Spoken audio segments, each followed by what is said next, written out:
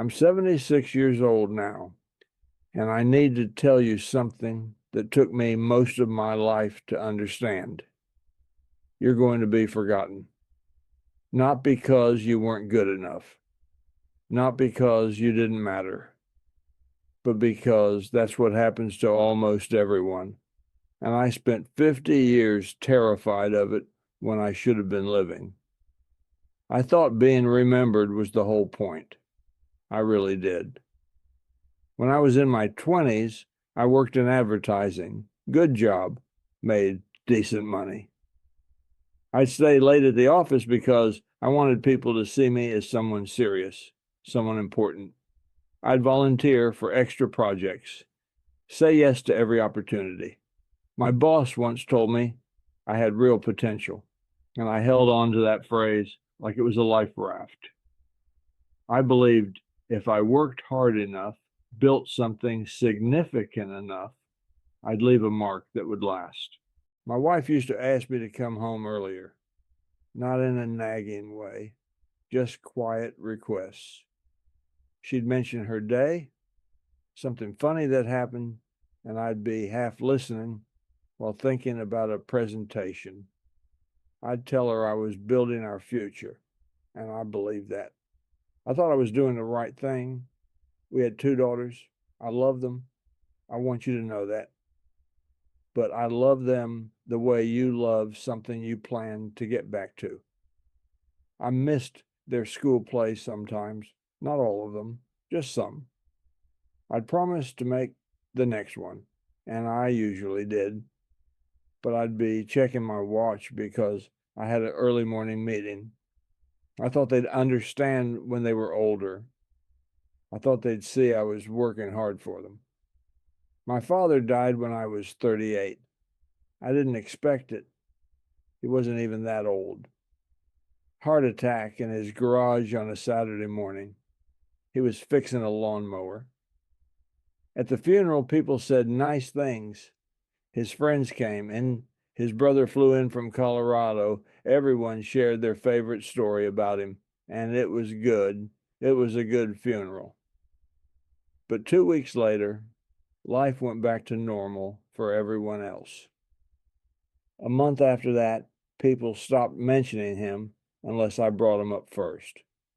Within a year, even I only thought about him on his birthday and the anniversary of his death. Not because I didn't love him, just because life keeps moving and your brain can only hold so much. I remember standing in my kitchen one morning, maybe 6 months after he died, making coffee.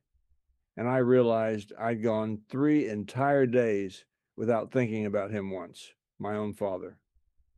And I felt sick about it. But I still didn't learn the lesson. I kept working. I got promoted, then promoted again. I was doing well. People respected me. When I walked into a meeting, people listened. That felt good. That felt like it meant something. I told myself I was building a legacy. My daughters grew up. They went to college.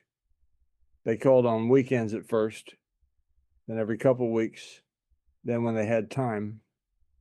I felt hurt by that, but I didn't say anything. I figured that's how it goes. Kids grow up and leave.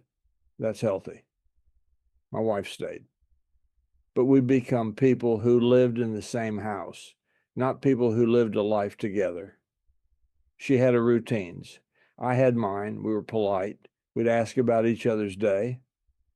But that closeness we had early on, that sense of really knowing each other, it had worn away so gradually, I didn't notice it happening.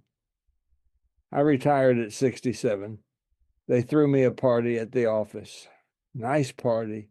People gave speeches about my contributions. Someone made a photo slideshow. I got a plaque. I shook a lot of hands. That first Monday of retirement, I woke up at 6:30 like always. Made coffee. Sat at the kitchen table. I didn't have anywhere to be. I thought I'd feel free. Instead, I felt untethered. I called some people from work to get lunch. They were busy. I tried again a few weeks later. Same thing. After a while, I stopped trying. Not because I was angry, just because I understood. They'd moved on. Someone else sat at my desk now. They had their own meetings to worry about. Within 6 months, it was like I'd never worked there at all. My wife got sick 3 years after I retired. Cancer. Pancreatic. By the time they found it, it was late. She died 7 months later. She was 71.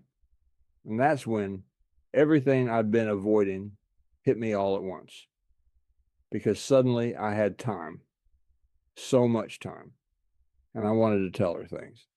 I wanted to ask her about her life, about what she'd been thinking all those years I was too distracted to ask. I wanted to sit with her in the morning and not think about anything else. I wanted to actually see her, the way you see someone when you're paying full attention. But I couldn't. She was gone. And I started remembering all these small moments I'd missed or half paid attention to. Her telling me about a book she was reading while I looked at my phone. Her wanting to take a trip somewhere and me saying we'd do it later. Her reaching for my hand in a movie theater and me being too stiff to hold it properly because I wasn't used to it anymore. Nothing dramatic, nothing you'd see in a movie. Just 1,000 small erasures.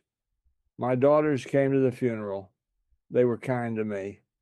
They stayed a few days after. We had dinners together. We talked, but it felt formal. Like we were people who knew of each other, but didn't quite know each other.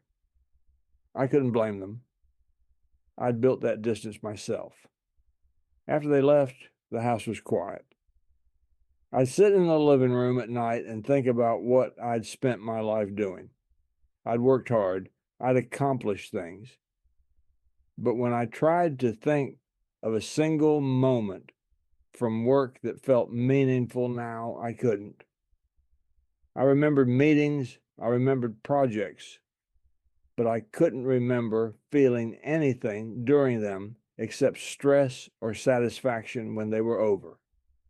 The moments I remembered clearly, the ones that felt real, were all small. My daughter falling asleep on my chest when she was 3. My wife laughing at something I said on our honeymoon. My father showing me how to change a tire in the driveway. Moments I'd thought were too ordinary to matter. And I started thinking about being forgotten, because I will be. Completely. My daughters will remember me, but not the way I actually was. They'll remember a version of me, simplified, the broad strokes. And when they talk about me to their kids, it'll be even more simplified, and their kids won't care much because they never met me. Within 2 generations, I'll be a name they might mention once in passing. In 3 generations, I probably won't come up at all. The work I did has been replaced. The projects I stayed late for, someone else's projects now. The company I gave 30 years to, it'll be gone eventually too. Everything ends. And when I was younger, that thought terrified me. I thought it meant nothing mattered. I thought if I couldn't be remembered, then what was the point of any of it? But I understand now. The point was never to be remembered. The point was to be here, fully here, with the people in front of me, because the only thing that's real is what you do while you're alive, the way you make someone feel, the attention you give, the kindness, the presence. That stuff doesn't need to be remembered to matter. It matters in the moment it happens. My wife felt alone in our marriage. That was real. That happened. That mattered. My daughters grew up without me being fully present. That was real too. I can't fix those things now. I can't go back. And I'll carry that for whatever time I have left. But you still can. I'm not saying quit your job or stop caring about your work. I'm saying notice when you're choosing something that feels important over someone who actually is important. Notice when you're delaying something because you think you have more time. You probably don't have as much time as you think. That person you love, the one you keep meaning to call, meaning to visit, meaning to really talk to, you're assuming they'll be there later, and maybe they will be, but maybe they won't. And when they're gone, you won't care about the things you thought were so urgent. You'll only care about what you missed. I know this sounds like something you've heard before. Everyone says, spend time with people you love. It's become a cliche. But I need you to understand, I'm not saying it because it's a nice idea. I'm saying it because I'm sitting here alone at 76 years old, and I would give everything I built, everything I accomplished, every promotion and accolade for one more real conversation with my wife, for one afternoon where I was actually present with my daughters when they were young. And I can't have it. That's the truth of it. You're going to be forgotten. So will I. So will everyone. But that doesn't make your life meaningless. It makes this moment the only one that actually matters. I don't know how much time I have left. Not much, probably. My body's slowing down. I can feel it. And I'm not going to do anything particularly memorable with whatever's left. I'll read. I'll take walks. I'll call my daughters when I can. Small things. But I'm not afraid of being forgotten anymore. Because I finally understand that being remembered was never what I needed. What I needed was to really be here while I was here. And I wasn't. And I can't get that back. But you can still choose differently. That's all I wanted to tell you.